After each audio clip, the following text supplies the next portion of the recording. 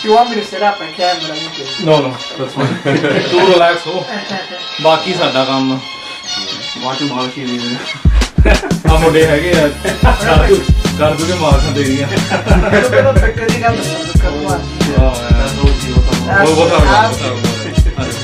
Some of your inspiration. Yeah. All right. Do you have to check these mics too? No. Check the level? Let me do the intro now. Welcome everybody to the Lunchtime Banter podcast. I am your host, Jora, alongside with my co-host, Preeti, who is currently not here, and I'll tell you why in a second. Gurjot and Kevin.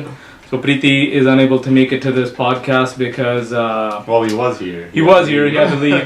Some huge news in the family.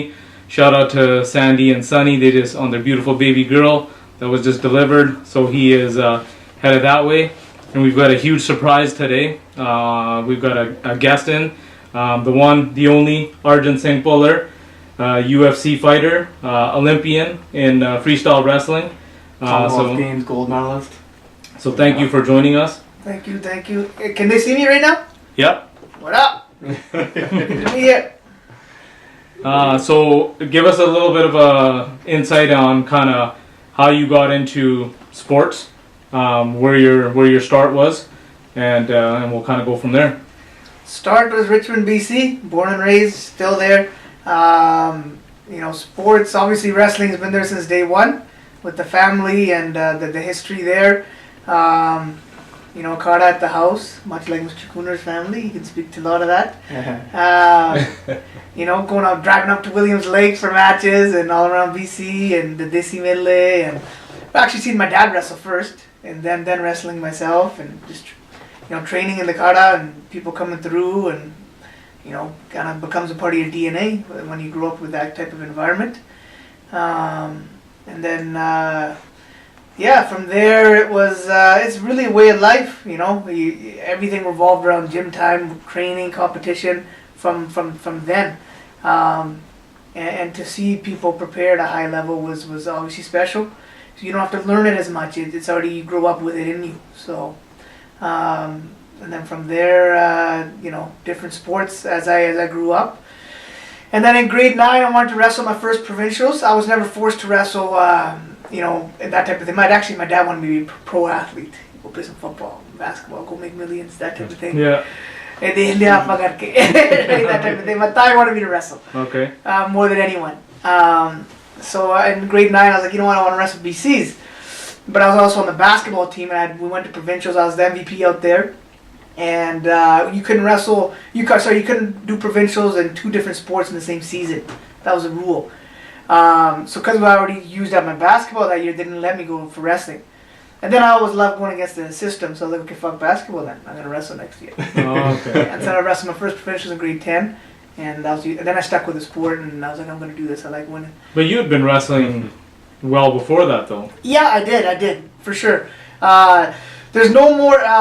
The greatest, what do you want to call it, expectations or the greatest pressure comes from the Desi Midley. Yeah. There's nothing like that. Yeah. So, I did that since I was a young kid, right? But I guess, provincials, nationals, that's the route to the Olympics. Yeah. You have to wrestle that stuff. So your first provincial was in grade 10? Grade 10, yeah. Wow. So I wrestled the other Midley and stuff before that. And then when I wanted to do that, then I remember Dad had a card, sat me down and goes, if you're going to do this, you're going to be the best. Whatever you do, you be the best. And he's like, we're not going to do this midlife stuff. I did that. So if we're doing this, we're going to the Olympics. And, And I was, growing up, my mom was the boss for school, right? Whatever we needed or had to do for that, Mom was always on top of it. So every year we had goals we had written out. And I always said I wanted to be a world champion, But even when I was a kid. So I had always thought about that. But I decided to make it, okay, this is it, grade 10. Okay, nice. That's awesome. And then so grade 10, how did you fare? I won, man. Come on. I don't play to lose, man. We gotta make sure the people. I was always a winner. I don't play to lose. It was basketball, football, whatever it was. And for people who don't know, like in our wrestling provincials, like when you wrestle provincial, it doesn't matter if you're grade 8, 9, or 10. Everybody's in the same group. So grade 8s are wrestling grade 12s. So I'm in grade 10, he's picking up grades 11 and 12s. Yeah. Yeah, but then again, like because I made that decision grade 9 that hey, I want to do this. Then I started going up to SFU when I was in that age. I was beating up university guys in grade 10, and when I got to university, I was beating up national guys when I got there. Then I was looking to beat up guys outside of Canada when I was on the national team. You always try to a step. You always trying to reach, right? Yeah. So and then I took the same approach to the fight game. Because it was good to be able to already do that once, so you just repeat the same process, and actually, because there's always things you can learn in hindsight, so you're able to make those tweaks. Because I got a second chance at this, so that was the cool part.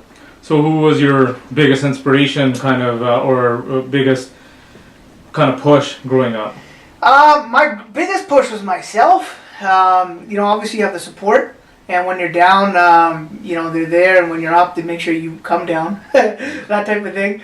So I always had good people around me, but in the end, it's only you that's going to train. That's the name of the game.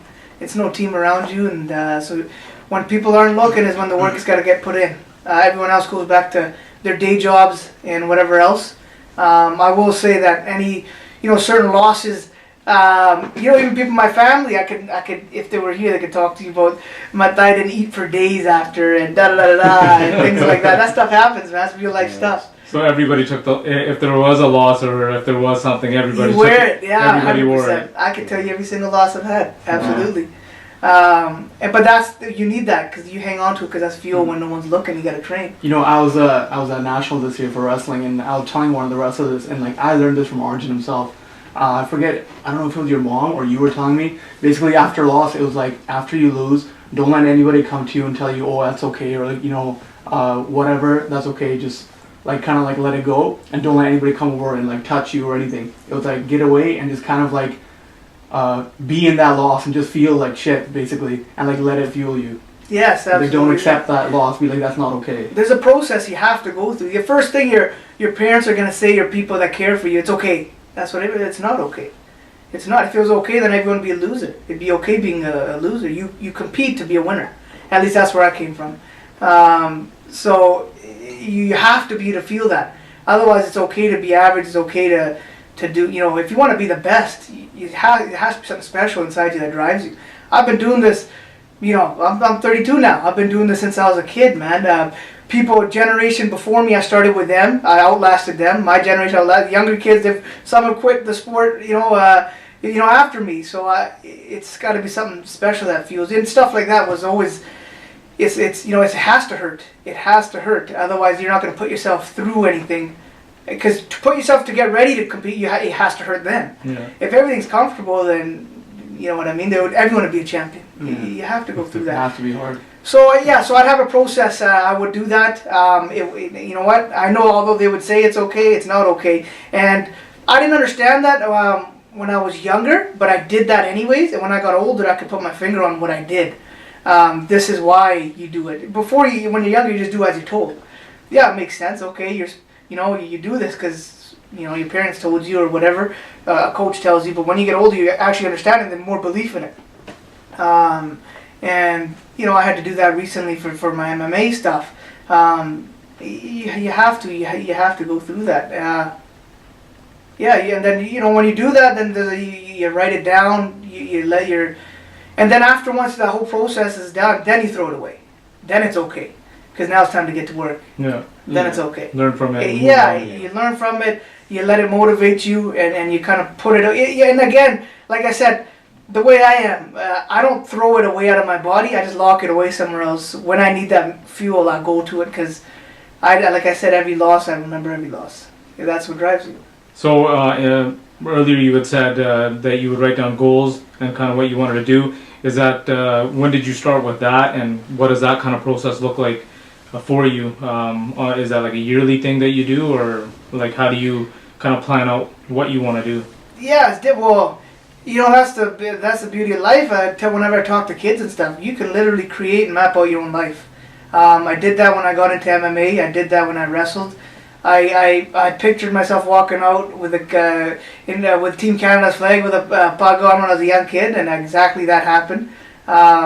Same thing with MMA. I wanted this management company that manages me. I got them. I've seen AKA. I wanted to get down there. Got in with them. if you don't map out where you want your life to go, how the heck are you going to get to where you want to get to? Yeah. Otherwise, you're just kind of floating around, and someone else is going to tell you do this and do that, and you're living whatever the heck they think you should do, and you know what I mean. If you want, and too many people I see, they live for weekends and holidays and this that. But if you're mapping out your life, every day is a celebration, man.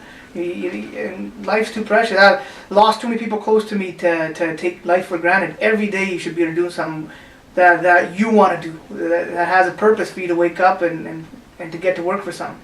That's a great mindset to have. Yeah. One thing I really liked is, like, even though your dad, like, he was jacked, and he like, wrestled in India, and like, he had he had a big name, but then when he came down to you, like, a lot of people who were like, veterans and on the sport and stuff like that, they're gonna be like, oh, I'm gonna put my kid into it, and kind of like be like, oh no, he's gonna be, especially for wrestlers, it's kind of hard. It's like, I'm gonna make him wrestle, but he didn't pressure you into it. And like a lot of kids, I think that's one thing that made you successful. He didn't pressure you into it. He's like, okay, if you're gonna do this, do it 100%, but I'm not gonna like force you to do it. Especially in the Indian community. Oh yeah, that's like There's no choice. And no, that's not only with sports. That's with education. You got to be a doctor. You got to be this, that.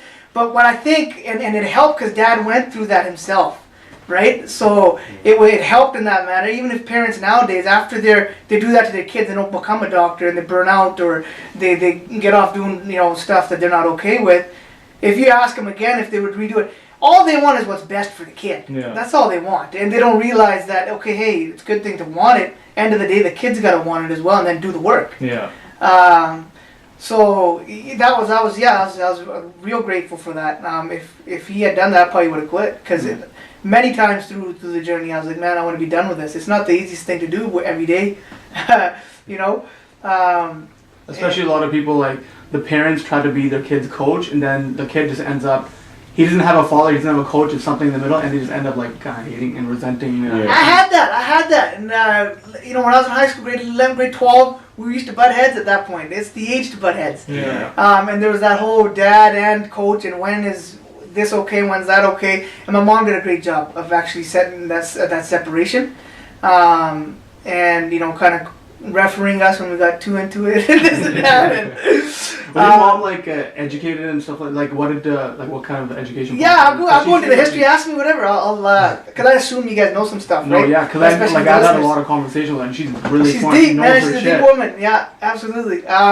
She went to school to be a nurse when she was younger. So my mom's family, my nana and them, they all came over in 1970 in South Vancouver.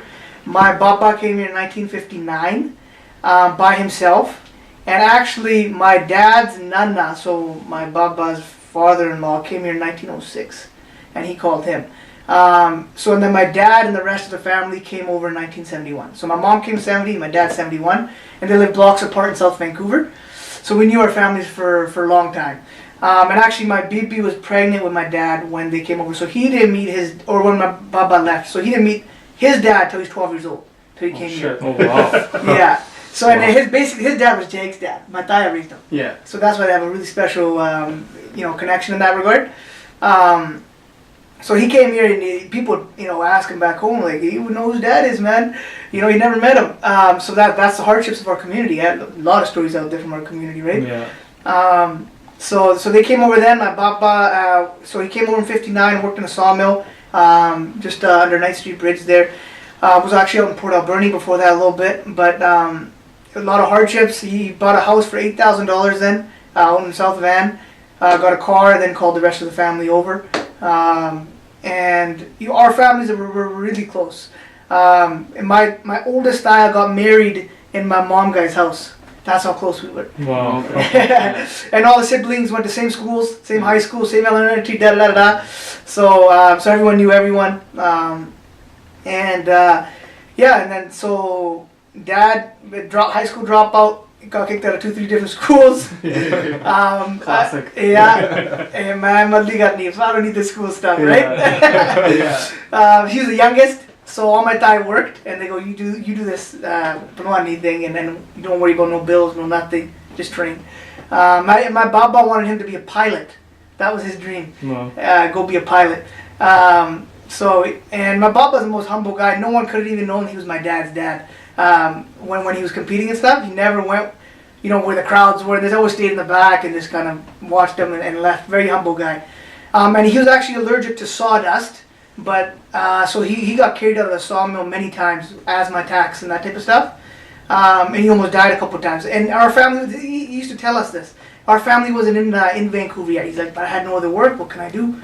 That type of thing. So that's a lot of the sacrifice not only our family went through, but obviously everyone's families at that time. Yeah. And then where we lived, a lot of racism, where our family was in South Van. I wasn't born yet. My parents, my mom even telling me she used to get spit on as kids. Going through elementary school, high school. Obviously it was worse with Baba and them. Basically, if you're walking the same street as a white guy, you had to cross the street. Otherwise there's going to be an altercation. You knew that. And I find it actually pretty interesting because, my mom told me this. She's like, it wasn't an immigrant issue. It was a color issue because she goes, some of those people that we'd have issues with were Germans, which were also immigrants. Yeah. But they were white immigrants. Yeah. So they even thought they were better than our people, which was pretty unique to. That's. to Do you think about. all immigrants would like kind of band together? So which was unique, and that type of stuff, that type of sacrifice was for us, man, our generation. Yeah. So to hear those stories growing up, that didn't happen to, a couple hundred years ago. With what I mean, with Garley or what have you. This is my own parents that lived that. So that's why when people ask me, why do you represent what you do? You better believe I'm gonna wear a bug and let these motherfuckers know what's up. I'm gonna represent. Absolutely. So your family now, for a lot of people don't know, are farmers. Yeah. So how did you guys get into farming? So farming, so from South Van, we lived there. And to finish, with my mom. So she was going to school she went to Langara, South Vancouver there. Went to school for nursing. She saw blood, she passed out. And then she's like, I don't think I can do this thing. At that time, then my dad actually, I won't go into their story, but and so he went by and he reconnected with her after, because he dropped out of school and she continued in college and stuff. Yeah. He was wrestling at that time. Yeah. So he swung by where she worked, and anyhow, so then they ended up getting married. And love marriage. it was love, man. Unheard of in those times. Unheard of in those Yeah. times. Unheard of. Our Yeah. community, unheard of. My guy gave him, I can't remember how much money that day to take her out. And they go, and then actually it's on Arbutus. Then he took her out, some pizza shop is still there. Wow. And That's that type awesome. of thing. So he's just an athlete, man, regular athlete, right? And my Thai took care of everything. So that's what always kept our family close, is the sport. Yeah. Everyone sacrifices for the greater of the whole. So which is awesome. You don't see that too often. So did that, got married, and then so he was traveling all the time for wrestling at that time, go to England, US, DC Mill in India, all that kind of stuff. And then she's like, man, I don't like this job, and I want to go where he's going. So she got a job with Air Canada, so you get free flights. Yeah. So now my Thai are flying with him to India every year for the dungles out there. She's able to go and and so she just retired last year. She put in 33 years at Air Canada. Oh, wow. That's fantastic. But that allowed him to live out, his dream, their relation. Then also me, every tournament they went, they were always there. So Air Canada has been good to us, man. Air Canada, the family sponsor. Yeah. Need to hook them up with like a full sponsorship. Yeah, exactly. Now that you've gone pro as a UFC athlete, it's more imperative that they hook you up. Exactly. You're knocking on the door in a little bit. Yeah. So that's mom's story. And beyond that, she got into a lot of the yoga and meditation and the mind. So dad was always the physical, she was the mental. So I kind of had the best of both worlds. So that was that. I can't remember if you guys touched on something else after that. I wanted to finish Just that. because I remember she had come across conversation with me and she's like talking about like the conscious and subconscious. Yeah. She's deep, bro. Yeah. She is a deep. Like blowing my mind. I was like, oh shit. That stuff's real, man, Yeah. and she's definitely ahead of her time in terms of a woman from our community. A lot of that stuff is mainstream now because podcasts like this. Yeah. But the mind's a special thing. It's very, they still don't even know, what the mind's about. They're still trying to, discovering things and what we kind of touched about off camera there. So yeah, that conscious, subconscious, all that stuff, triggering emotions, and that's, all that stuff's very. Everyone comes in physically ready, Everybody. Especially when you're at the UFC, when you go to a national championship, it's the insides that separate the top 5%. Psychological plays a massive role in whether you're in it or not. Yeah. Physically, like you said, everyone shows that. That's when you're younger. Yeah. You know, the physical can separate the winners and losers. But once you go up, everyone that knows what they're signing up, they're going to be in shape. It's that mental game. And that's why now you got the shit-talking era, right? Because it's all to how can I get in the person's mind? How can I fuck with this person? Yeah. Right? And then I think the third level is spiritual after that. Yeah. I think it's mental, and then the last one is spiritual. I think, spiritual strength. I think your purpose, your mission, why you're doing what you're doing. That is the last level of confidence, of belief, of your insides, of, we're connecting this and this. And I think that's the last level to success. If you can have all three of those, you're untouchable. Nice. That's good input. Yeah. So we're talking about the farming. Yeah, the farming. So we got into farming. So after when Dad finished wrestling, so our family they were all sawmill workers, that type of thing. A couple months I had started the truck business already. So that was what we were into. We weren't into farming. Then Dad finished wrestling, and he jumped on the truck for a day of work. And they were they're swearing at, job. He said, man, fuck, he drove off the site. He's like, I'm not taking orders from nobody. I can't do this shit. So that's how we got into farming, because he's like, okay, what can I do when I'm my own boss? And it's a chill lifestyle. And then we bought our first farm then. And Dad started managing it then. Oh, nice. It's all cranberry? Awesome. Cranberry, then we got some blueberries now. Recently we bought a farm by Knox out there, out that way. Oh, okay. So majority is cranberries, but we have some blueberries. But yeah, that's sort of the deal. The first time you're telling me cranberries, and you're like, we give our berries to Ocean Spray. Yeah. And I was like, oh shit, that's crazy. Ocean Spray, they're like a juice company, this and that. And then I find out basically it's a monopoly. They're the only people. They got it all. They got the whole deal. Exactly. So you have to give to them, which is good and bad, because they'll take your fruit, but then they set the price point, so you're kind of handcuffed. Yeah. But I hear blueberries used to be like that. Yeah. And then the dishes messed it up, I heard. Oh yeah. Right? I'm gonna start a candy. Yeah. So now. So which one's better? I don't know which system's the best. Yeah. One time, I don't know if you were bullshitting me, but that time you were telling me a story. It was like something about you guys have a big ass water well. Yeah. And then one of your tractors fell in it. Yeah. And it's like probably still down there. Yeah, could be. Yeah. Yeah. So actually, a couple people probably almost died then too. Yeah. But the whole reservoir of water, you guys know how cranberries are, right? You need access to water. So the ones, the farms in Richmond, they're dry pick, so you don't need the water. We got one off 264th, which is wet pick. So we sold that one. After that, it's not a good farm. All that stuff. Superstitious gets there. That one's bad luck. Yeah. Only mates that. That's it. Doesn't matter how much it is, take a loss. It's gotta go. You just need to get rid of this one. Yeah. I remember actually, as a kid, going into the farm fields and falling into a couple of ditches, almost freaking drowning and that type of thing too. Yeah, because you're wearing a wetsuit, and it's like if water gets in there, then you're getting pulled down. You're done. And this, you don't know how to swim either. Right? One of the guys, he fell in. And then second guy jumped in to try to save him. He started drowning. Oh, fuck. Then my dad got a hose and threw a hose in. And that's how they got, and then he went to pull him up. It was crazy, man. Yeah. That's crazy. It was actually pretty crazy, yeah. Wow. So earlier you had talked about like how you remember all your losses. Yeah. So what would be your most memorable loss? Memorable. Yeah. I don't know if that's the right word. But hurtful. I'll say hurtful. Motivating. Motivating. Yeah. Yeah, I think that's the word. Well, yeah. It's memorable too in a positive way, in the sense that it fuels you. Motivating. Yeah. Which one gives you the most fuel? Yeah. They all do at different levels. There's different lessons. I've had to relearn a lot of lessons.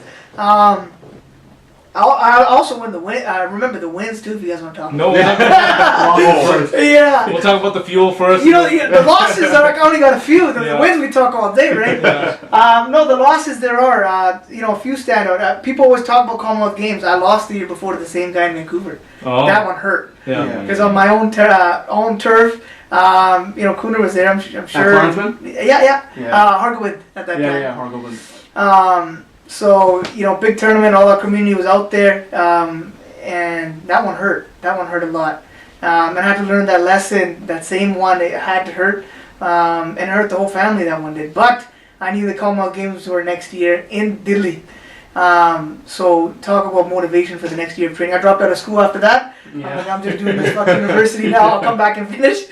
Only one mission, and my family was supportive of that. So I fucking remember that. We'd come. So you actually dropped out? Yeah, I was in university. I had I think that was my last year of eligibility for university wrestling, but my degree for academics wasn't complete yet. So I'm like, I'll finish up the school after. I gotta do something here, you know what I mean? Yeah. So this guy, fucking after that loss, I remember he's like, Hardy's like, I'm gonna fucking train my ass off. Yeah, I remember that. This guy helped me. Oh yeah. He's like, I gotta work on this one position because that's the one he like got caught on. Dude, we practiced this for hours, and I was just one side of the body. My one leg and my hip was so fucked. Like, no, we're going over again. If like anywhere I would fucking beat him, he'd be like, fuck that, we're going over again. And we would keep going over and over until he absolutely killed that position. He's like, I'm fucking good for him. I was not gonna get caught in that position again. The guy had some funk to him, what we call funk in wrestling, different positioning. So, and I knew if I could nullify that, I could beat him head on. Yeah. So, and then it was good. It kind of adds to the story a little bit, right? So he came in my town, you know, did that to me, but then I got him on a bigger stage where he's from. Last match of the day, full stadium, people from the Penda came out and flew out from here and all that stuff, man. That was a feeling. So that's one, and that's, you know, we were able to turn it into something. A couple other losses. I lost in grade 11. That one hurt. That was my first loss. I won every national title from grade 10 until I retired every year, except grade 11. And that guy beat me. And same thing. So I expected to win all that type of stuff. I hurt my knee before, and I didn't know how to train around that. You could say part of it was ego, part of it was I was still young and maturing, and so I went out there and I was winning 8-0 at the national final. So two more points and match would have been over. And then he scored one. Then he scored another one. Now I'm gassed. and we go it drags it into overtime.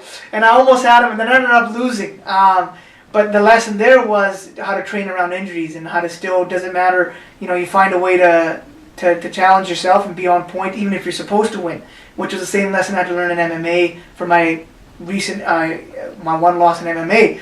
I took it for granted again. Sometimes, you know, sports a great way for self-discovery. That's the best thing you can give a kid. It's for self-discovery. You figure out who you are, what you're made of, and what makes you tick, what makes you go up, down, da da da da. And a good coach will know that about you and also help you existentially to trigger that. So for me, I like it when I'm countered out, when people don't think I can perform, when they don't expect me to win, and I have something to prove. That's the best thing, best place for me to be mentally. And I've done my best. The time I haven't performed to my best, not necessarily lost, because I could still win on talent and grit it out, and it'll be closer than it should be, but sometimes it's cost me, is when I'm expected to win. And that's what happened with my recent loss in MMA. I was too comfortable before leading up to it. Not that I didn't train, I trained hard, but the mental was, physically I was ready, but my mental, of when there's adversity, of being 100% focused, of, you know, that type of thing, wasn't where it could have been. And as the fight was going on, it went as easy as I thought it was going to be. I was cruising through that fight. Yeah, because you're controlling the whole time. Exactly. Yeah. So when I kind of let the, you know, but it's not over till it's over. Yeah. We're still in it. And I thought it's already over, and he wasn't ready to concede. And then he caught me in something. Then I still had a conversation and turned out he doesn't have fuck all. I said to myself, then he had something. And then here I am tapping, and then I was pissed, and I was mad at myself. Because it's okay to lose to someone if he's better than you.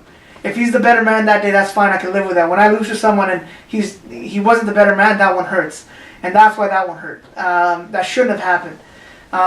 So there's another one for you. But again, it's put me in a mindset, it's recent enough. Because you're human, you sometimes forget lessons you learn, where I'll be able to carry that forward. I'd rather that happen now than with title implications. Yeah. So that'll carry me up the mountain now. So it's so good. What would be your most memorable moments in wrestling? Positive, favorite wins. Positive. Oh fuck, too many, man. It's been great. Obviously, you know, these what we just talked about, these lessons and turning, you know, coming off the back end of that and winning is always awesome, because you feel, okay, I'm back to winning and I feel good. and all that. Certain wins, obviously. As a kid, I had some good wins. I was young, wrestling some older guys at the Desi Midley, that type of stuff. I won't go into names and stuff; it gets too personal. That was fun because that wasn't just me and wrestling someone older and bigger and stronger who you're supposed to lose to, but just seeing the joy in the family, that was all worth it. My first provincials was special. My first nationals was special. I have a medal in my car I hang. That was my first international medal when I was on Team Canada, and it was very difficult to get. It was a lot of hard work, a lot of questioning myself. I was the youngest guy on the national team. Guys like Panetta were on the team, Heiss, Gentry, TC, they're all very good wrestlers, and there's me. I'm still in university, and I'm used to winning, and I had a lot of losses before that medal. So I was questioning myself, am I able to make this next jump? Can I be successful at that level? All that type of stuff. And when I just had it about enough, I broke through and I won my first medal. So that one's special. What tournament was that at? Macedonian Pearl, it's called. It was out in Macedonia, beautiful country. It was out that way. And then we had, obviously your first nationals is special, Olympic trials special, Commonwealth Games. I know you aren't happy with how you. I'll give you another one. Olympics. What's that? I said I know you aren't happy how you competed and how that for, but just that experience. For me, it was fuck, seeing this guy on the TV, he got his bug on, he fucking walked out with Team Canada, and he's fucking there representing us. That was fuck, there's the man right there. It was cool, and plus we came from the same training room too, so that helps when you're in there and you see a guy get ready. I had that, Daniel was getting ready when I was, coming up in high school, and these guys, and so that had an effect on me, and I was envisioned that. But at the same time, like I said, there's hurt with that too, because that wasn't my dream, was to just participate. So I've locked that away, and that drives me in what I'm doing now. Had I been successful and getting on that podium like I wanted, I probably wouldn't have fought, to be quite honest. But yeah, fuck it, man, it's good. I'll just shine this medal up every year, and that type of thing. So, and even with the Commonwealth Games, and before that, I tell you, actually another loss that really fueled me was 2008 for the Olympics in 2008. So, and this was a big lesson for me for that one that helped me for the Commonwealth and for 2012 Olympics. So I'm a big student of the sport, be it wrestling, now fighting, whatever. Whatever I'm in, I'm all the way in. So I used to be a guy I used to study. He was a great heavyweight from Cuba. His name was Alexis Rodriguez. And he was 270 pounds. He used to do backflips. Boom, boom, boom. Oh, wow. Incredible athlete. Yeah. 6'3", 6'4". He could have played in the NFL. Could have been any sport. He would have been a killer in fighting if he fought. Romero's teammate. So you guys know Romero from the fight game. And he could wrestle both sides, which is, a lot of people guys can't do. He did low-level attacks, and so I really liked watching his stuff, because when he was a junior, he won senior worlds, which is unheard of, especially at heavyweights, because guys are so much bigger, stronger. Yeah. Lightweights can do it. Heavyweights is such a discrepancy in that age gap, and the way he won. So I watched all his matches. I studied the guy, right? And then come 2008 Olympics, I got to beat him now to go to the Olympics. And I had never wrestled him before that. And so it's one of those deals where you look up to someone, he's your hero, and now you got to beat him. It was the weirdest feeling ever. Yeah. So before the actual Olympic, so the Pan Ams is where he qualified. So before that, I got him, I think it was the Dave Schultz tournament before that. And I went up there, had a big smile on my face. I was like a kid. I was like, holy fuck, I'm about to wrestle this guy, and he whipped my ass, and I was okay with it. You know what I mean? And then my competitive nature set in. I was like, "What the fuck am I being okay?" And I got a smile. I got slapped up. Yeah. What am I doing? And I had a whole that allowed me to get to the next level. I'm like, I earned my way here to wrestle this guy, so I'm not here just to be a fan anymore. It's my time. I'm here to win. So it was a big mental shift that I'm not the guys I'm used to watching on TV and online and stuff. Now I've earned my way to compete against them. If I'm earning my way to compete against them, then I'm going to compete to win. Yeah. So I'm going to beat this fucking guy. So that's what I had. Then I had another year, just like the Commonwealth Games later. I had 1 year to train from, because I knew the Olympics were coming around the corner the following year, 2008. And then he sort of broke my heart, this guy. So 2008 comes around, so the rules were different then. So So the rules were different to qualify for the Olympics. Before then, everyone in the Pan Ams wrestles. And the top two go to the qualify for the Olympics. They punch your ticket. And what the rules are now is, if So first you qualify at the World Championships, then you qualify at the Pan Ams. So the India guys will do Asians, the Europeans will do Europeans. They don't continental, and then they have 2 tournaments after that where everyone comes. So because you have to be selected to go to the Olympics. It's the best of the best. Yeah. Top 20 people in the world get to go. And what we have 100, I think. What is it? 50, 60 countries that compete in wrestling. It's none of this hockey bullshit. Everyone wrestles, you know. So knowing that, I was like, okay, you know, I'm going into this guy and I have to beat him this year. And I was excited, and I'm gonna take him out. And then we get there. It was in Florida, Kissimmee, Florida, where the trials were. And so we have a Cuban guy on our team, Hyson Garcia. So he sends word through him saying, hey, look, I've already qualified for the Olympics. It doesn't matter to me whether I win or not here. So tell your Canadian guy if he wants to pay me off, I'll just lose to him. Wow. Yeah. Holy. So one, I was shocked because I'm like, and it was $500 was the asking price. Yeah. It wasn't a big That's number. nothing. It's nothing. Yeah. You know what I mean? So it wasn't because these guys, Cubans sell matches. Romero sold a lot of matches. A lot of these guys. All the goddamn Right? time. Yeah. This communist country, they don't get much back home. So they sell matches, and that's how they make a lot of thousands of dollars and da-da-da-da. But usually it's 50 grand or, you know what I mean, higher, whatever it is. So I was shocked, one, that he would consider that, because I'm thinking you're in my brain, he was still kind of a hero, you know what I mean? You're a competitor. And then number 2, I felt disrespected that he's offering this to me, thinking that, okay, I would need this to get past him. Yeah. And then I was like, okay, it's more fuel. Then he stopped being my hero that day. Yeah. Then I'm like, this guy's dead. And we had a hell of a match. He ended up beating me. It was, he beat me 2 rounds, 1-1 and 1-0. He ended up beating me. It was a very close match, and actually we might have gone 3 rounds that time. Maybe I took the first round off him, and which was, you know, this guy's a multi-time world champ and da-da-da-da, and I just graduated university, so. But it was really telling because I learned another lesson that day, because as I was wrestling, I'm like, oh my God, I'm about to beat him. Like I'm about to beat him. And then he ended up coming back and ended up beating me by a point, right? After that match, he was out back and he was laid out flat on the ground in the gymnasium, and his coaches were toweling him off and shaking him out and da-da-da, dead. And I walked off the mat, and my dad grabbed me and literally grabbed me because he was upset that time. It was nothing nice at that time. And he took me there. He goes, look at him. He goes, he's like, he was done. You know, he goes, whatever you thought you didn't have in you, you had more than him. Yeah. He's like, the guy's laid out. That's why he's a world champion. Yeah. And I was shocked that I was able to do that to him. I didn't know I had pushed him to that point. And for me to visually see that was huge for the next quad of me training for the next Olympics. Because I'm like, if I can do that to him, I can compete with anybody. Like that was huge for me, and then huge for self-discovery. Because I'm like, every time you think you're done, you always got more than you think. Because he was able to push himself that way, so it wasn't a matter of what I had in me. I just wasn't able to dig deep enough, and he was. Because I wasn't laid out.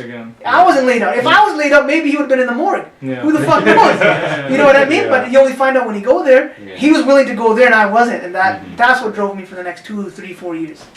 Lessons. So after you did the Olympics, awesome experience, right? What were some of the memorable moments of the Olympics? Memorable was one, like I can tell you right now, I pictured that scene for the opening ceremony since I was a kid. So that was cool to live out. How many people can say they live out their dreams? Very dream as a kid. You dream as a kid, then you forget to dream as you grow old, and you live someone else's dream. Yeah. That's generally how it goes. So I was very fortunate and thankful to be able to do that. And that was cool. And then aside from that, we got a lot of family in England. So everyone traveled that went from here stayed with family there. And so it was just a giant family deal. So we had our first Team Bhullar shirts made out, which is kind of normal now for the fight stuff. But unheard of for wrestling. No one really did that then, which was cool to me. Yeah, there was that, the family angle and that. Then a lot of messages online. I wasn't on social media back then. I had just my own Facebook. I'm totally against social media. I don't like it. Yeah. And I only reason I had it then, I had my personal one, was so I could see what's happening at home. I went on so many different trips. I wanted to know kind of what my friends were up to and this and that. So I've received a lot of messages and stuff and that type of thing. And then the social media stuff really took off after. When I got into MMA, they're like, hey, look, if you want us to get you booked for fights, you better create an Instagram and a Twitter and da-da-da-da. And then that whole world opened up to me. But until then, that was cool. Connecting with people a lot of what Kuna was saying, people saying, hey, it's amazing to see you. For me, that's fuel. They think, hey, I'm doing it's inspiring to them, but their inspiration is inspiring to me. It's kind of like a cycle. Because then again, that's that what I call the spiritual level. It gives me purpose to what I'm doing, greater than myself. When you do something that's greater than yourself, you can go, like I said, to deeper levels, like how he did when he beat me in Lexus, or beyond that, right? That's when you can really get to places that you don't think you can get to, because there's something greater than you driving you. So. Did you get starstruck by seeing any athletes around the athletes? No, because I had learned that lesson. Okay. I'm like, I earned my way here. Yeah. Okay. They should be taking pictures with me too. Yeah. Nice. I'm It's like, like taking pictures of like Kobe and stuff yeah. like that. So that one came. But Kobe was special. I thought about it because he had announced that's his last Olympic kind of deal with Team USA. So I'm like, man, and I heard, actually, I'll tell you the truth, I heard a story. So I know someone that lives close to Kobe in LA, and he had said he's got a lot of respect for Sikhs. Oh, really? Yeah, he's got some friends that are Sardar Sikhs. Okay. And because of that, I was like, you know what, I like this guy. And because when I wore my blood for the opening ceremonies, the NBA guys were all kind of looking at me weird. The golly, man, uneducated, whatever it is, whatever you want to call them. But I knew Kobe knew what's up. So, and because of that story I heard from someone I knew, that's why, it wasn't because of Kobe. Yeah. Because of the guy at that level can show respect to our people. Yeah. Okay, I take a picture with him. Yeah, Nice. that's awesome. That's awesome. Yeah. What made you want to like go into MMA after that? I had already thought about it heading into the Olympics, and I knew Olympics was my last. That was it for wrestling for me. And he could ask my dad. Actually, he just told me recently, a couple weeks ago. He cried before we left for the Olympics, and he doesn't cry. I've never seen him cry. And he cried knowing that was my last tournament. I wasn't going to wrestle again. So I knew heading in that I wanted to. God, I'd been wrestling forever, and something inside me has always told me I had more to give. I had more to do, and I just didn't know what in terms of what I wanted to accomplish. I had more than just a wrestling skill set. I knew I could punch. I knew I could kick. I knew I could compete and do that and have a bigger platform, which USA Wrestling's doing for their wrestlers, but Canada Wrestling's got to pick up. I wanted a bigger platform, So I knew heading into that it was an educated decision. I'm like, I've trained with these guys that are all becoming champs, and I've competed against some of them. So if they can do it, I can do it. They're humans. They got 2 arms, 2 legs. And so then after the Olympics, I took a good break just from sports, period. Because I was hurting from that, and it wasn't what I expected it to be. And I wanted to make sure I felt that, like I had told you. Because I knew if I was going to go and compete, if it was going to be, I wanted to know whether I wanted to compete still or not. So I needed to be with myself and feel those emotions, and then I lived the normal life, and I'm like, what the fuck am I doing? You know what I mean? And I'm like, I can't get no job, and you know what I mean? I can't do that. I can't do this. And I still wanted to compete. I'm like, I'm healthy. I can still compete. I have the drive. The fire is still burning in me. And then so I started looking at the MMA stuff. I had made my mind up that, hey, if I'm going to compete, I'm going to do MMA before the Olympics. So I'm like, okay, let's give that a shot now. See if that's a doable thing. And so I got, what were the first steps? So basically, I laid out a game plan. I have it all written too. So whenever the documentary comes down the line, you guys will see it. And I started, and so I reached out. So after the Olympics, I spoke with the WWE and the UFC, both. And they both wanted an Indian athlete. They can market to the people and to be a champ. And they both wanted me as part of their sport. So then I hit up Jinder. I had known Jinder since I was 18, 19. I ran into him at a bar at the UFC tournament in Calgary. So I was down there. I can tell you guys about that too. And then I remember walking in, who the fuck's this guy? He's bigger than me. He's all fucking not. There ain't too many up there. They're bigger than me usually, right? Yeah. So I reached out to him, and he was on the scene at that time. I was like, what's it like to be doing this? Obviously, you grew up watching it, but it's another thing living and doing it. So he told me that he's like, look, I'm home, whatever it was, 10, 12 days a year. And he's like, so if you're looking to, have a wife and family life, he goes, I'm single, and I love doing this, and so it's good for me.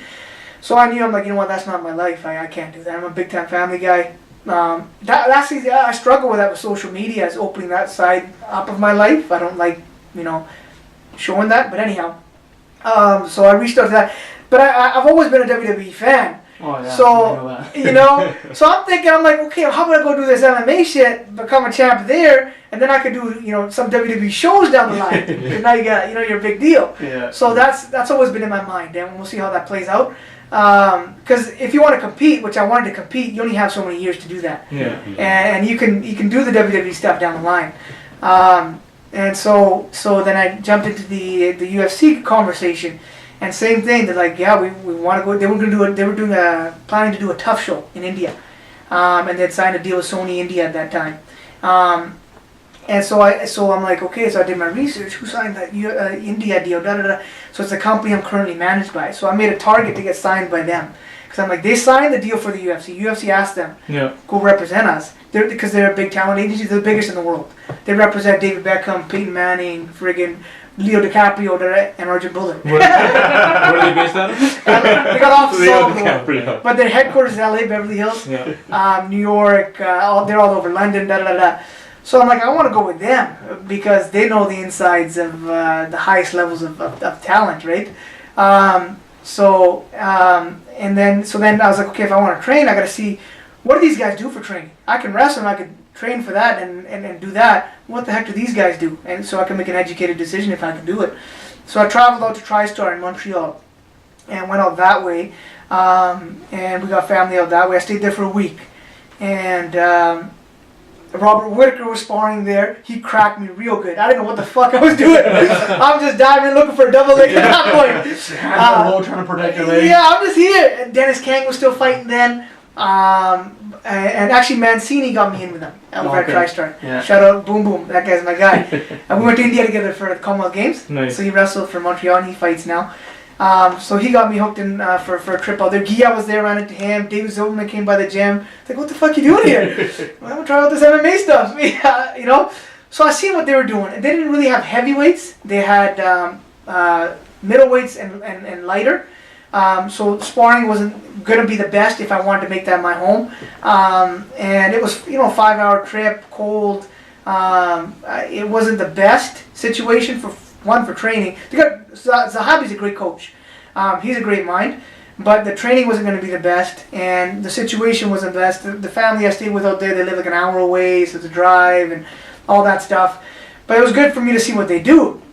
And then I'm like, okay, now AKA Kane was the champ at that time, and Cormier was there. He's still working through it. He might have been Strikeforce. He might have been a UFC by then. I can't remember.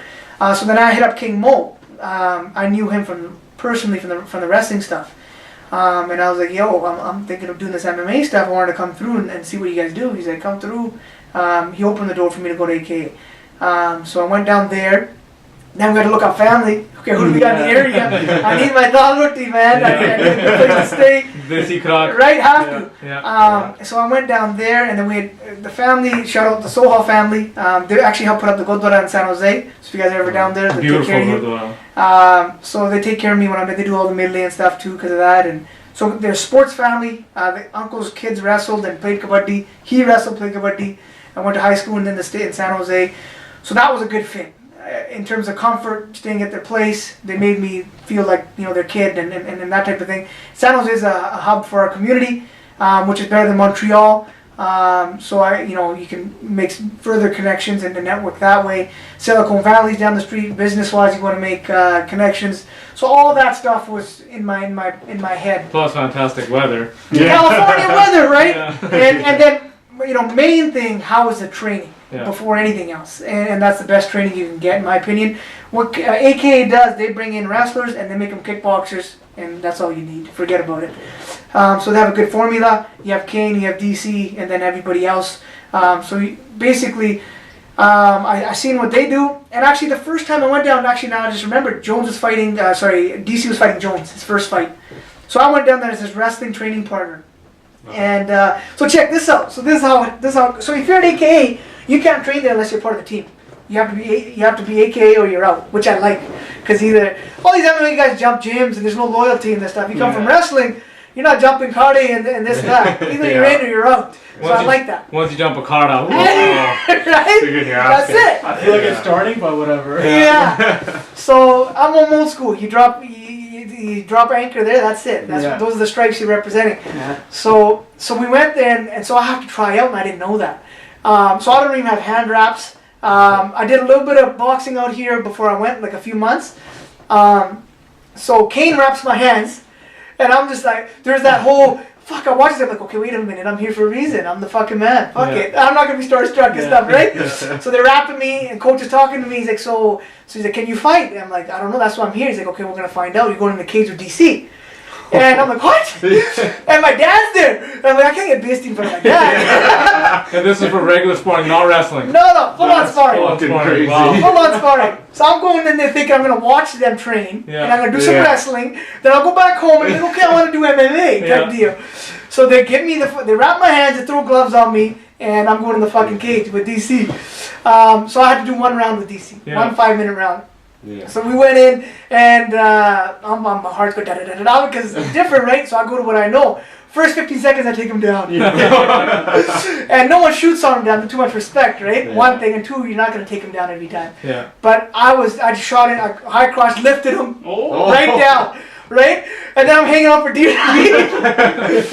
And then he got up, and about halfway through the round, I blew my load. It was all adrenaline. And then I just matter of survival and just pretending I know what to do, and I'm throwing haymakers. So anyways, I lasted the 5 minutes. And actually, I took them down when they were blown away. The whole team was there, watching too, because it's a team tryout, right?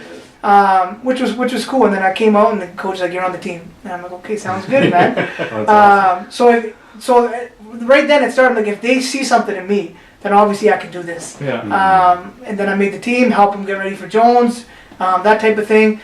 And he's been really a mentor to me ever since then. Similar body type, similar style, the success I want to emulate. So it's been good to have that in house. That's crazy. Yeah. What's the biggest training for wrestling, training for MMA? Like, what do you find a bit? Nothing's harder than wrestling, man. Yeah. Wrestling's wrestling if you do it the right way. I'm not, if you're a high level wrestler, it's a very, very tough grind, tough sport. That's why fighters are able to go longer. Because in wrestling, your body will give out sooner. Yeah. Physically, your joints, your tendons, all that type, your skeleton. Obviously, the fighting, the brain comes into play. But that's why they're able to fight until 40. How many guys you see wrestle that are 40 and world champs? DC will tell you that. Yeah. Right? Yeah. So I forget who it was, somebody in the USA, they said it like this year too. They're like, wrestling's like fucking dog years. 1 year in wrestling is like 7 normal years. Absolutely. Yeah. Guys peak out in their 20s or maybe early 30s, they're done. What other profession do you peak out at that age? Exactly. You know what I mean?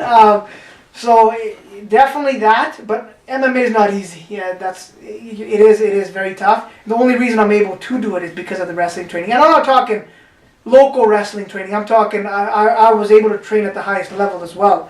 And because of that level of wrestling training, I'm able to fight. If you're talking just university level, or you're talking high school or whatever, or just within Canada, it's not going to happen. You have to go greater than that. And if you train at that level, then you can do anything. So are DC and Kane guys your main training partners, or what about any No, other? you can't go even them. You cannot go with that high level training all day every day. You can't. Your body will break down. Yeah. And not in terms of injuries, in terms of how you grow, because you only keep doing what you're good at, because it's tough rounds. So you have to be able to try stuff and go with people lower caliber, just like wrestling. You know how it is. Yeah. So, when I'm here, that's why I split time between Vancouver and here. So there, they got a lot of bodies and you're getting ready for a fight. And so everyone's getting ready for a fight, so the coaches give them priority, much like up at SFU. Yeah. So when I'm here, I got my own coaches, I'm the priority, I got eyes on me. So I'm able to develop my skills, which you need both in between fights and getting ready for a fight, that type of thing. So it's always, usually when I go down there, whenever they have a fight, whether I got a fight or not, I'm going. Because I know they're going hard, I'm jumping in, let's go. Yeah. Right? Because they only have so many years, you can get that out of them, right? As they get older. So this Brock Lesnar fight around the corner, I'm going, man. I'll shoot doubles on him all day. That's what good. So I do that, and then whenever I can, I'll get down there. But they got actually a good heavyweight that's coming up named James Lawson. He wrestled for Penn State. Oh, okay. So he played football 4 years. 5th year he wrestled in the All-American. But he's wrestled his whole life type thing too. So he's on the team with Ed Ruth. Nice. So same type of era. And he thought he was gonna make the NFL. He didn't make the NFL. Now he goes, I don't even watch football. So he just got a contract, Greg Hardy style, on Dana White's show. So they're gonna develop him, pay him like a UFC fighter, but develop him first. He's getting, I think, like 3 fights or 4 fights in 6 months. Then he'll be full up in the UFC, and he's a good training partner right now. He's green in terms of skills, but very athletic, likes to grind, all that. He's the next guy in San Jose that lives there. That'll keep that gym going. So Nice. Oh, Jag. yeah, Jag, absolutely, man. He's he's always there, man. He'll be there in the corner. You'll hear him from fucking a mile away. I know the last fight. I think they had your other coach mic'd up, and all you heard was Jag screaming. Yeah, come on. So what they basically started doing was that we realized we couldn't yell over him, so we just started telling him what to yell. So he'll be in the corner. Obviously, he'll. I didn't want to really reinvent everything, so that was something I was familiar with, is having him part of the process and in the corner from wrestling. So I made sure that was still there. So not everything's brand new, and then you just add pieces, right? So I still have that base. I still train at the house. Still have him. So a lot of that's still the same, but then I've added other coaches and pieces to the puzzle. And yeah, so he pushes me in the wrestling aspect. Obviously, we discuss things and this, that, and make sure there's no bullshit. And we talk about starting having beefs very soon in the UFC and calling out guys and making sure we're ready to go for that. So we're gonna have some fun over the next couple of years. Nice. Yeah, in wrestling, fucking the Bullers were like the Heart Foundation, man. Yeah. You saw him, Yeah. fucking him and Jag would both roll up, and it's like, oh shit, these guys mean business. That's what it is, man. That's what it is. And you know what? Even families nowadays, a lot of family doesn't do that for each other. Forget anyone beyond family. So we've always had that, and we still have that. And I'll tell you right now, we start beef and it's time to go, I know he'll be there. Yeah. So we talk about it. We're gonna have some fun over the next little bit. Nice. Now, you talked about social media and how you don't like it much, but I follow you, and I love how you like to call out guys who are fail USADA test. Yeah. Recently, TJ Dillashaw, that was a good call out. Yeah, snake in the grass. Like that. Yeah. So, are you a proponent of what USADA is doing? Because I've seen, like, you'll dog them for their kind of testing and the politics and stuff, or are you a fan of their testing? Yes and no. Yes, because it's better than wrestling. Wrestling is the honor system. Basically, every national federation has to test their guys. And Canada's probably the only federation that does. And even then, their budget's low. They're not doing blood tests. They're not doing as many tests as they should. India's not testing their guys. Russia's not testing their guys. Yeah. They're telling them what to take. Forget anything else. Yeah. You know what I mean? Watch Icarus. That's how they operate. We definitely know that Russia's not Oh, testing yeah. their guys. Right? Ignorant's fucking nuts, man. It's like lives in that thing. I think that opened up the world's eyes to Just how how- rampant The doping world, is. but not sports. I knew Yeah. that. Yeah. I've seen guys inject it. I was at the Poland tournament, Zolkowski. Guys Yeah. injecting in the back before the tournament. Holy Wow. shit. They talk, and how I call out people now, I called out athletes when I wrestle. Yeah. So we'd be on Google Translate on a computer. I talk to the Iranian, you guys are all fucking cheaters. And he'd be sitting right beside me like this. No, come on. I tell him straight up. But the thing is, a couple of things. Number one, and I'll give you my USADA take after. But in wrestling, especially when I was wrestling, it was 2-minute rounds. So it's very difficult to be able to beat someone who's juiced out in fucking 2-minute rounds. Yeah. Because the way you're going to have to fatigue them. That's the only way you can get someone to blow up their muscles and get to them. So it was difficult to do that. And if you're the better wrestler, you're going to win. If you're not, you're going to lose. MMA, there's so many different ways to win. You know what I mean? And I'm able to drag them into deep waters and I'll test them in other ways. Two-minute rounds is very hard to drown someone. So, and now, DC's living proof that you can win and be clean at this level and be one of the best ever. So there's hope. In wrestling, I kind of lost that. I was like, these guys it's crazy what these guys are able to get away with. Look at Tamazov. That guy's been great. Fuck, 3 man. Olympic gold medals the guy's got. One of the most jacked heavyweights you'll ever see. And you knew that Fuck. this guy, you know what I mean? And when I used to get so mad, I'd want to punch him in the fucking face. But now I can't. So there's all that. And in terms of USADA, so it's not the honor system in that way now. So now the UFC basically, and this is where it's good and bad, they tell USADA who they want tested. So if they like you, John Jones, they might not get you tested. But it's not an honor system where your national federation is not doing it and telling you what to take. So now you have to go somewhere else to figure out what to take, and you still might get tested, especially if they don't like you. So, you know, it is good in that regard. And when it first came out, it was 100% very good.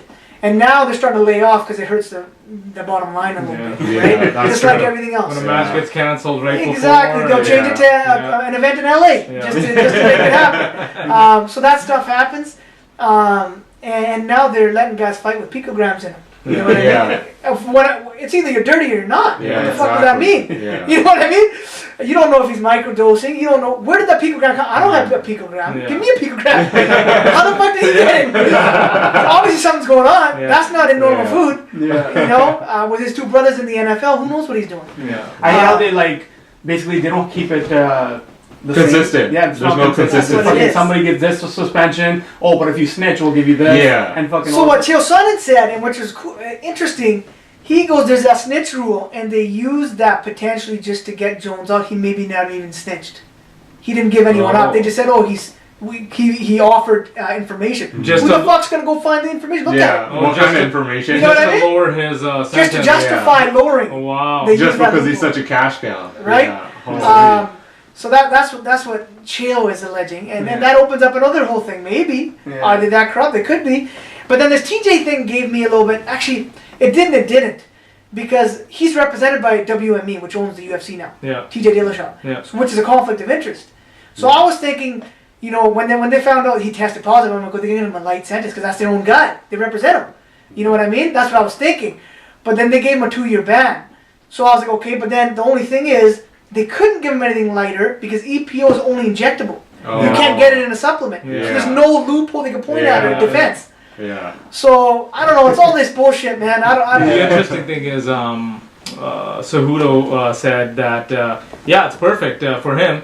He's going to take 2 years off. He's going to Fresh. get his surgeries done. Yeah. You know, get himself all repaired, fixed up, and then he's going to come back a fresh man. Yeah. And he's like, so for him, fantastic. So Yeah. he did his apology, Yeah. and then he basically said, hey, I'm going to take time off. And he took Get- his money. He's and like, I'm going to take yeah. time off. I'm going to get the surgeries done, get all the things that need to fix. Exactly what Cejudo said he was going to do. Yeah. He's like, I know what's That's going to happen. He goes, he got the lighter 2-year sentence. He's like, fuck. He goes, he's just going to get himself all repaired up, come Yeah. back, and he goes, he'll be back at it again. They got to do more to deter that, man, in this sport, especially. You're hurting guys. This is a physical. It's combat. Yeah. End of the day. There's actually, I had seen someone tweet out, there's something called the Rodchenko Act. So the guy in Icarus, the Russian doctor, or whatever that snitch was, they named it after him. So basically they're looking to criminalize PED use now. Yeah, And because there's you an could affect act, somebody's life. Yeah. You could kill somebody. right? Just like, you know, crack or whatever. Yeah. So now it's criminal. So whether you're taking away the purse, so now there's no incentive. So if you cheat, you're not getting away with it, you're not getting paid. Yeah. So it's not worth cheating. So they should maybe give that to the loser. You know what I mean? Give all the money to the loser if your guy tests positive, something. Yeah. Otherwise, this happens, right? Or maybe that act gets through Congress. Now the other side of me is thinking if that gets through, and they apply that, that's going to affect the NFL. There won't be no league. Yeah. That's going to affect the NBA. That's going to Yeah. affect MLB. Baseball, yeah. So do they do that? Because that's Yeah. billions of dollars. I can't see that Uh-huh. happening. Too many big, people involved. Big All names these heroes the kids look up at. Yeah. 90% of them are going to go away. Yeah, What are they going to exactly. do? So Yeah. the other part of me is like, it's the right thing to do. The other, and then will they do it because of all this? I don't know. It kind of bothers me because you tell kids train hard, do the right thing, and you'll be a champion. Yeah. But then because you've been to the highest level, that's not a guarantee, Yeah. which kind of sucks. Yeah. You still do it. There's other people that do it. But I almost want to tell them, train hard. You still might not win, but if you cheat, then you'll be like everyone else. You might win. You still might not win. And I almost want to tell them everything. Yeah. But it is what it is, man. What's the how you find the difference between, because you were obviously tested by WADA, that's the one that we were on, and Yep. then now USADA. So what's the big difference? Same stuff. It's actually the same. So basically, they contract out CCES here within Canada. Oh, okay. So it's the same people that used to come test me for wrestling. Yeah. They come and they test me for this. So if the country, so what I told them, that's the other thing I asked them. I go, so are you guys going to Brazil and fucking Russia and testing these guys? So they contract out the local people. So what if those guys are Yeah. here's India.com, you know what I mean? Yeah. what are you gonna The do? contractor Right? paid off, and yeah. So, and what I heard, well, actually, I asked a track guy on Team Canada years ago about Usain Bolt, and the rumor was the customs officials tip him off when people come in the country to test him. That's how they let him off. Wow. That's He's got them crazy. on the money. So he knows well. So he knows when they Yeah. land that they're in the country and they're gonna come Yeah. find them and.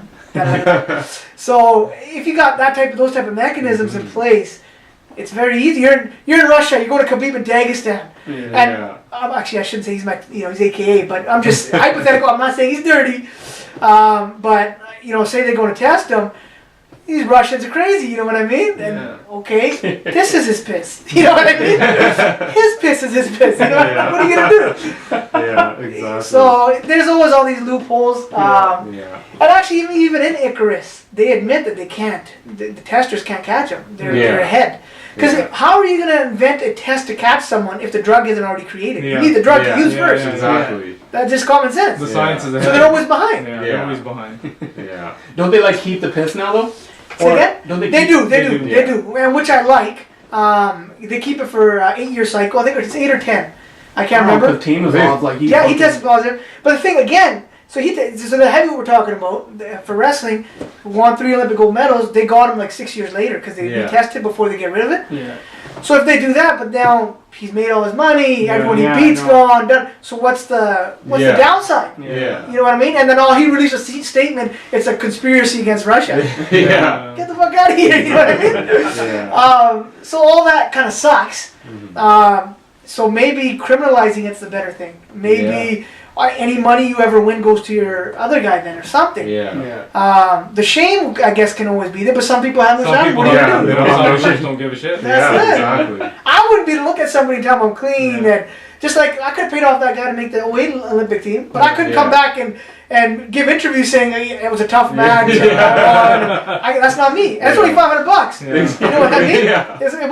That's easily doable. But Yeah. I wouldn't be living myself. But Yeah. I guess we're raised differently, right? Yeah. So you've got a big fight coming up here, Fight Night 151 on May 4th. You're fighting in Ottawa against Juan Adams. The Kraken. The Kraken, and I hear you've come up with a clever hashtag. Yes. Defeat. Slay the Kraken. Slay the Kraken. Hashtag Slay the Kraken. He's So crack-a-lackin'. everybody use that hashtag. So that's coming up real soon. How do you feel about that fight? He's 4-0. I think 1-0 in the UFC.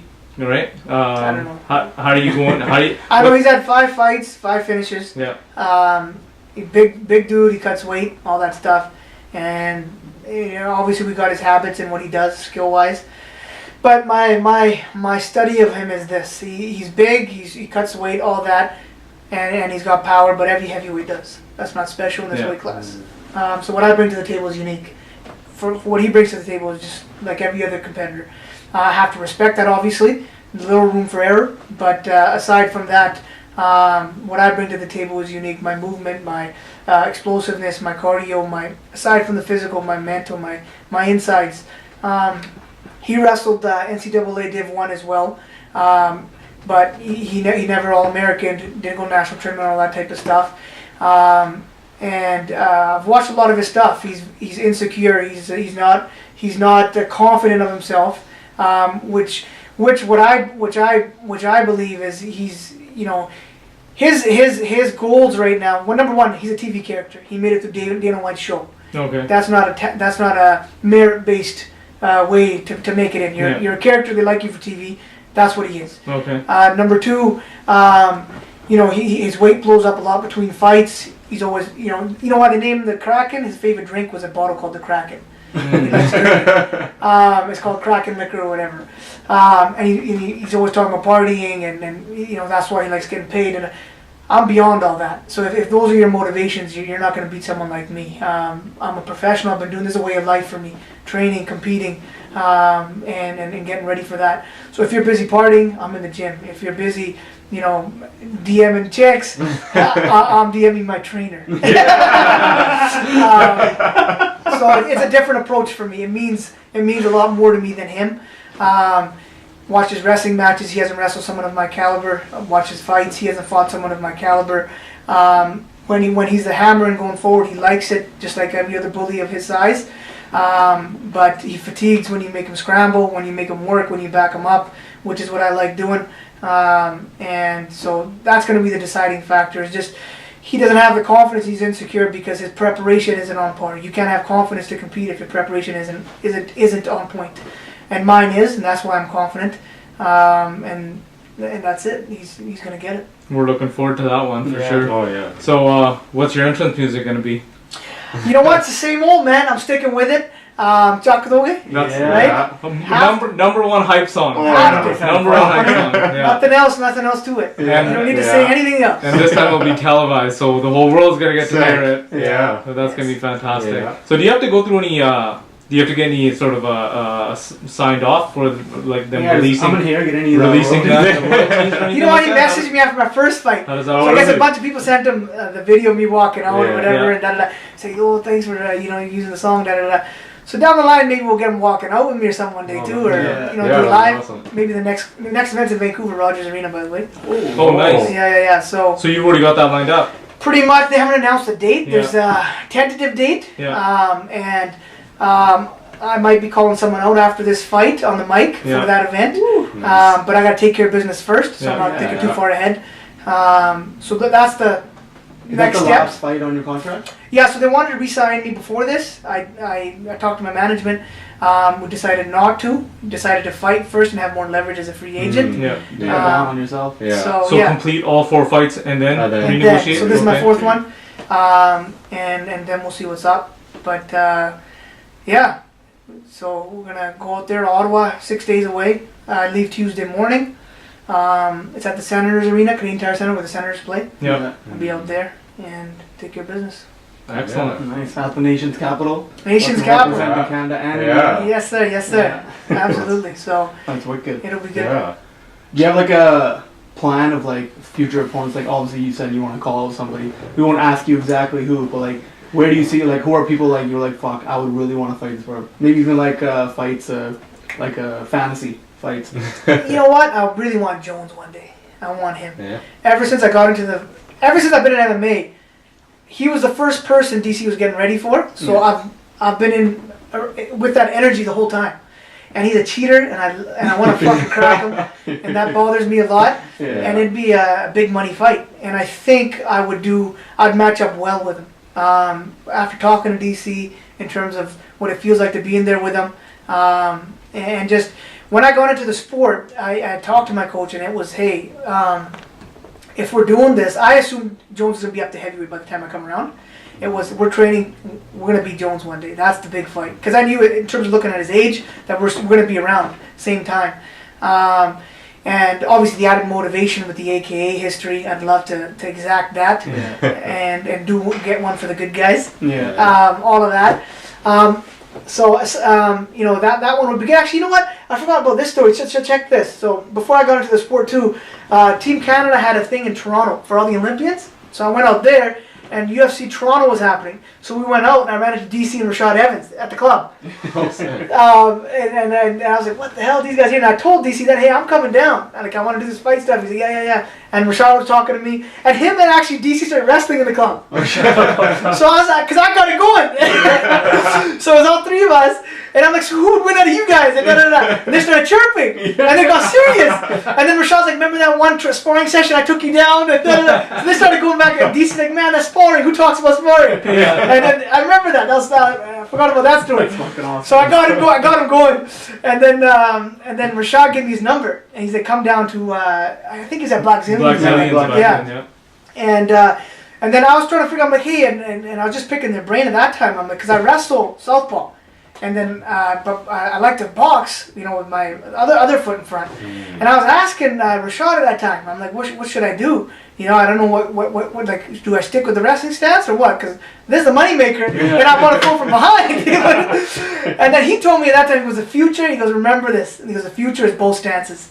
So I've always trained in both stances since then. And that's something that Jones is good at, but he catches other guys with. And so my mindset was always I want to be good enough to beat Jones and fight in both stances and da da da. So anyhow, so that's ever since then that's the one name. aside from that, I don't care about, it's not personal with anybody else. Yeah. And any win doesn't really matter. I do want big names on my resume when I'm done. Who it is, it doesn't really matter because you're gonna have to beat somebody to be somebody. Yeah. So that's just the way it is. The one thing I actually want to go back to, you're talking about injuries and stuff like that. What was that? Like you had like a disease on your head and shit, and like Oh, they yeah. almost basically took your head. Yeah. What the hell was that again? Yeah, I'm still scarred up. If you see, Yeah. my hair don't grow in those places still. So it was a combination of a fungal and bacterial infection. It was overseas strand that they hadn't seen before. And yeah, that was one of the lowest points in my life. I could have. I don't know what depression is, but that was probably the closest thing. I don't know how you tick that box, what they look for, but I was there. I ballooned up and weighed. I'm sitting there playing video games. The first time and actually that helped me out my wrestling big time too, because that was the first time in my life I ever had that kind of break from the sport that I took for granted. And I realized how much I loved it and missed it, and I was never going to take it for granted again, because you're always one injury away from it being done. And that was my first year university, right after that happened. And my first year university, I count on two hands how many matches I won. So I got my ass whipped at that next level, wrestling folk style. Yeah. I was only up on the team, and I was away from home, and all that's tough. And different for me. I didn't live on campus. I had to make that morning drive, wake up 5:30 in the morning, The worst. driving up the mountain. So everything, I didn't enjoy any of it. I thought about quitting and all that. And then I blew up my knee, and so that was even more. And that was almost like, then I blew up my knee, and then I got that break from the sport, and I was like, fuck, and I'm dealing with that. Okay, I want to come back, and the coaches were on my ass. They thought, you know how they are, they don't give you time to recover. Yeah. They think I'm pretending or I don't want to or what have you. Before I came through, there were no operating that wrestled at a high level for them, so they thought operating was soft. Because no one wrestled folk style. Yeah. They all break. That's what the motto was. He can speak to that. It's a bit of racism, if you will, but at the same time, also proofs in the pudding. No one else did it. Yeah. So someone had to break that, let them know. And my first year, I did nothing but prove that we couldn't. I didn't want to be there. I wanted to wrestle Olympic style, right? Same. So yeah, so they're pushing you, and they're like, you have to do this, and you got to come back. And so I was ready to come back, and that's when that happened. So I actually think it was a saving grace, because if I came back, I probably would have blew up my knee again. It wasn't ready yet. So that saved me for another 6 months. And I was young, I was naive, and I was going to listen to them and come back when I knew my knee wasn't ready. I'm 100% convinced I was going to blow it out again. And who knows if I would have continued it on for athletics. Yeah. So it was saving grace. And then the infection happened. So the doctors, it was crazy, man. It was, my family would be crying and kihoya mundenu and this, that. And basically it was started in my head, and it was going deeper and towards my brain and down my face, eating the protein of my hair. That's how it was spreading. And it was pretty fucked up. And so they couldn't figure out what it was either. So I had to go to infectious disease downtown Vancouver, and they took us all these tests and to figure what else. Try this medicine, try that medicine. And it wouldn't work. Then one day I nearly fought the doctor. I go, I'm not fucking leaving. Like I'm not a guinea pig. Figure out what the fuck is wrong with me. Like I was having pounding headaches. They had me on morphine because the pain was so much. Oh, shit. I'm like, I can't sleep, and I had to sleep like face first, because if I went back, it would be raw. I'd be bleeding when I woke up, like open sores. Wow. So I'd sleep like this, Face down. face down like this, and then when I'd wake up, it'd be swollen here because I'd be on my Yeah. face all night. You should have got a massage table or something. Yeah. Sleeping I know on we top had of that, so it. my mom bought one. I say Intivab, then I'm like, I'm gonna fall over, and you know what I mean. And then I'm like, just because I move around when I sleep, right? Yeah.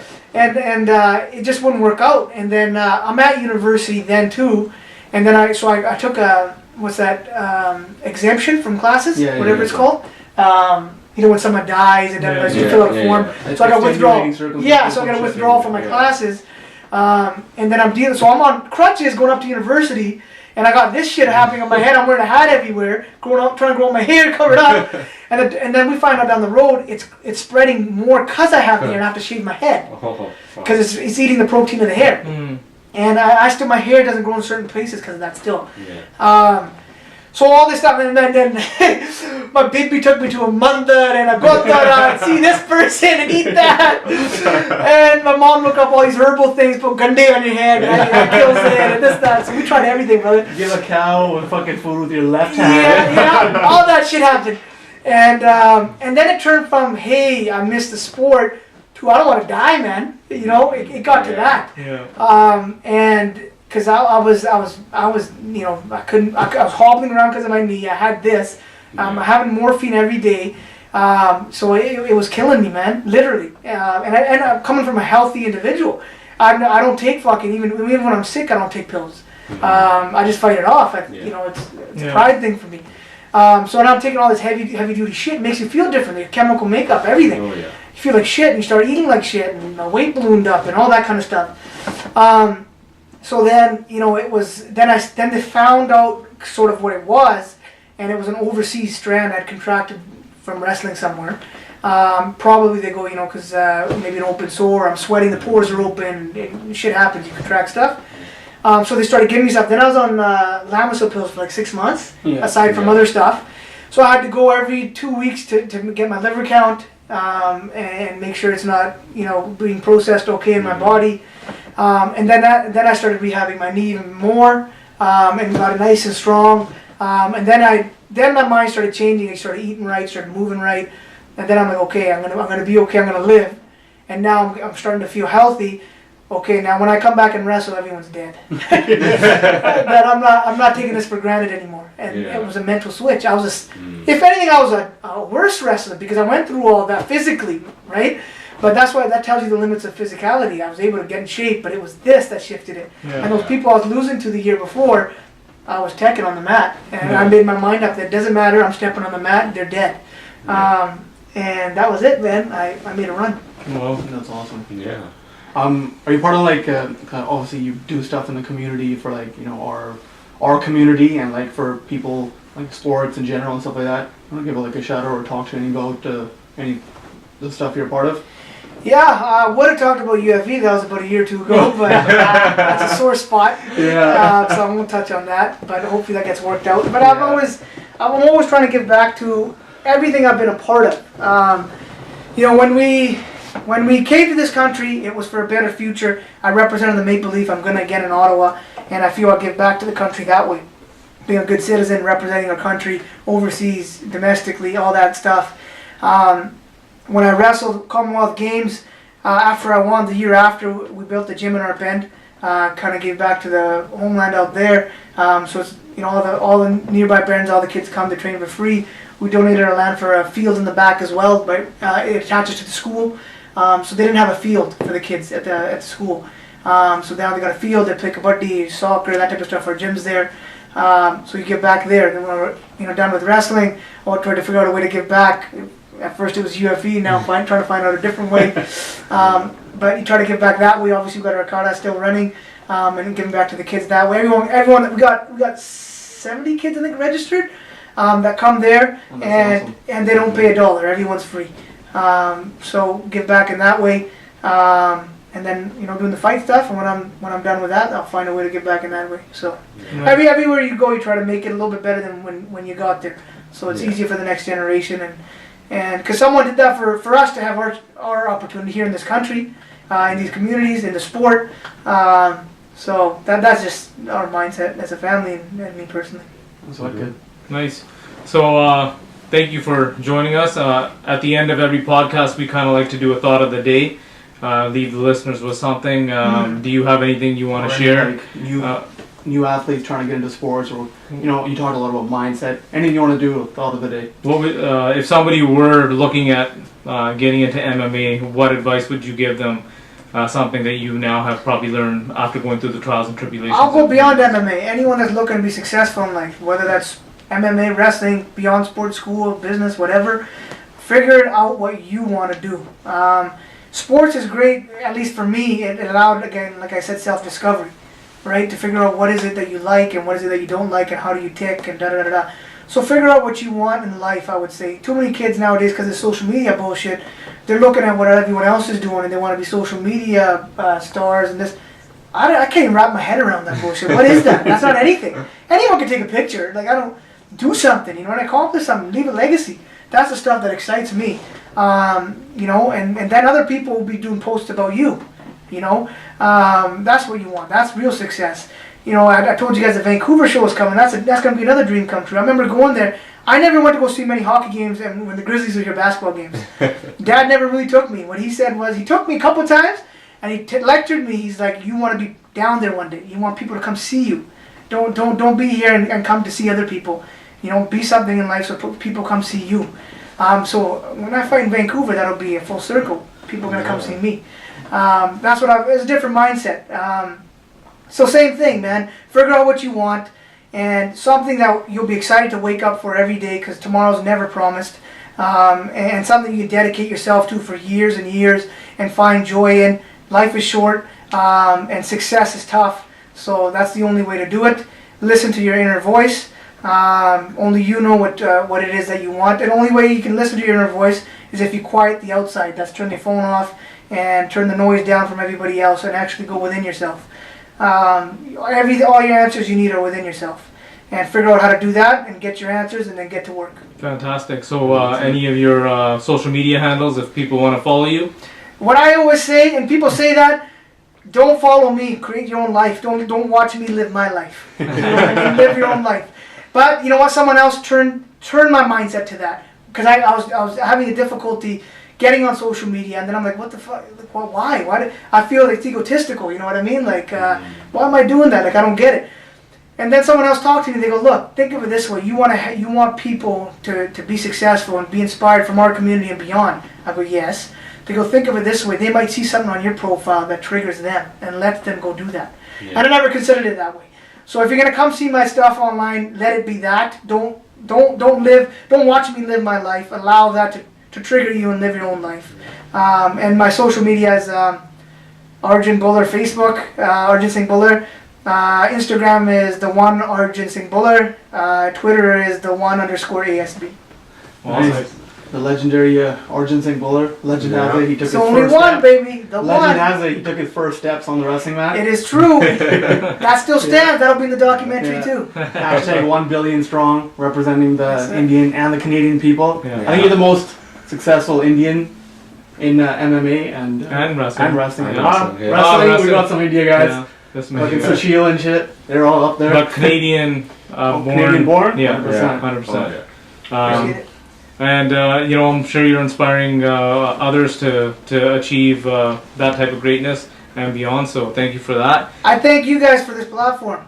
Keep pushing the podcast. Good stuff. Thank you. Thank you all for joining. You can hit us up at ltbcast@gmail.com with any questions or comments. Hit us up at ltbcast on Instagram. Thank you all for joining us. Until the next one, peace. See ya. Holy, Becca. maybe it was a form. Good one? Yeah. Anything?